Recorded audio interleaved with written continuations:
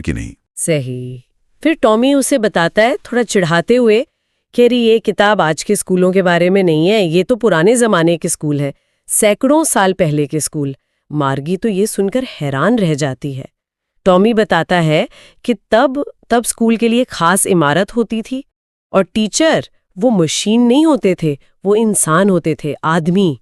मार्गी चौंक जाती है, आदमी? कोई आदमी टीचर कैसे हो सकता है भला? हाँ, सोचिए जरा, एक इंसान का पढ़ाना उनके लिए कितना कितना अनोखा, कितना अजीब विचार है। ये उस समय की मतलब 2157 की शिक्षा व्यवस्था पर एक सीधी टिप्पणी है। कहानी क्या करती है, वो पुराने स्कूल के मॉडल को सामने रखती है, जहां बच्चे एक साथ आते थे, एक ही उम्र के बच्चे एक जैसा सीखते थे, खेलते थे, स्कूल के आंगन में हंसते चिल्लाते थे, होमवर्क में एक दूसरे की मदद करते थे।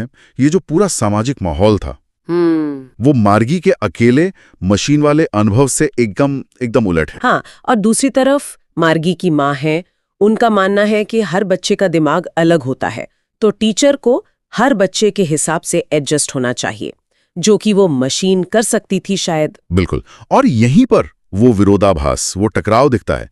एक तरफ ये व्यक्तिगत जरूरत के हिसाब से ढलने वाली शिक्षा जो शायद कुशल है, और दूसरी तरफ वो सामाजिक और भावनात्मक पहलू जो पुराने स्कूलों में था। तो सवाल उठता है कि सीखने की ये तथाकथित दक्षता ज्यादा जरूरी है या फिर वो सामाजिक और भावनात्मक जुड़ाव। सही कहा। और कहानी में आगे अपनी शुरुआती नफरत के बावजूद मार्गी की दिलचस्पी उन पुराने मजेदार स्कूलों के बारे में जानने में बढ़ जाती है। कहानी के आखिर में जब उसका मैकेनिकल टीचर स्क्रीन पर है, वो उसे अंकगणित का पाठ पढ़ा रहा है, भिन्न का जोड़ सिखा रहा है। आज हम भिन्न 4.5 और 5 को जोड़ना सीखेंगे, कुछ ऐसा। लेकिन मार्गी का ध्यान वहां है ही नहीं। वो तो उन पुराने स्कूलों के बारे में सोच रही है। वो सोच रही है कैसे सब बच्चे आस पड़ोस से इकट्ठे आते होंगे, स्कूल के आंगन में कैसे हंसते चिल्लाते होंगे, क्लास में साथ बैठते होंगे, शाम को साथ साथ घर जाते होंगे, और क्योंकि वे एक जैसी चीजें सीखते थे तो होमवर्क में भी एक दूसरे की मदद कर पाते होंगे। और सबसे बड़ी बात, टीचर इंसान थे। वो बस यही सोचती रहती है उन्हें कितना मजा आता होगा। और मेरे ख्याल से यही पूरी कहानी का सार है, ये विरोधाभास।